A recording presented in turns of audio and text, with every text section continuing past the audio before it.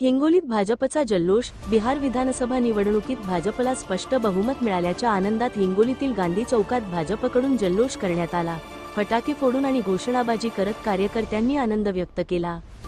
यावेळी आमदार तानाजी मुटकुळे, भाजपा जिल्हाध्यक्ष गजानन घुगे, माजी आमदार रामराव वडकुते, माजी नगराध्यक्ष बाबाराव बांगर, युवा जिल्हाध्यक्ष शिवाजी मुटकुळे, माजी नगरसेवक उमेश गुट्टे, सुनील गुप्तर, श्याम खंडेलवाल, पवन उपाध्ये, माजी शहराध्यक्ष गोल्डी सोनी आदी पदाधिकारी उपस्थित होते. बिहारमध्ये भाजपचा विजय होताच हिंगोलीत उत्साहाचे वातावरण पसरले. हिंगोली लाईव्ह साठी चंद्रकांत वैद्य.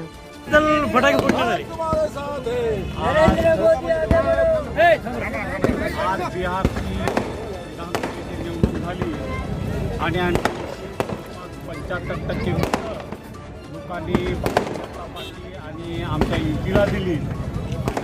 75% आमदार कधी नव्हे एवढे बिहारमध्ये बिहारचं जंगलराज आता खतम झालं. बिहारमध्ये ज्या पद्धतीनं सरकार लालू प्रसादाचं काम करत होतं त्या सरकारला लोकांनी म्हणजे लालू प्रसादांना लोकांनी लाथाडलं.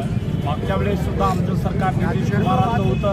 पुन्हा त्यांना वाटत होतं की लालूंच्या नेतृत्वात सरकारी पण लोकांनी ओळखलं की हे जंगलराज आहे आणि या जंगलराजाला आपण पूर्णपणे गाडून टाकलं पाहिजे आणि त्या पद्धतीनं त्यांनी भारतीय जनता पार्टी आणि युतीला मतं दिली.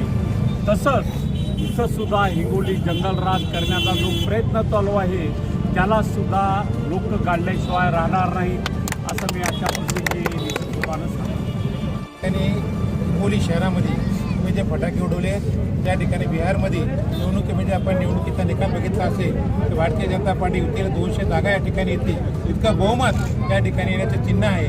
आपण बघितलं असेल की जे बिहारमध्ये जंगलराज चालू होतं त्या जंगलराज या ठिकाणी लोकांना लाथाळून त्या ठिकाणी नितीश सरकार त्या ठिकाणी बहुमतात निवडून आणलं. त्याच पद्धतीनं आज महाराष्ट्रामध्ये हिंगोलीमध्ये सुद्धा या जंगलराज हद्दपार करण्याकरता हिंगोलीची जनता सुज्ज आहे आणि परत त्या ठिकाणी 3 तारखेला असेच फटाके उडून आम्ही हिंगोली सुद्धा या ठिकाणी जल्लोष साजरा करू असं या ठिकाणी त्या ठिकाणी भारतीय जनता पार्टी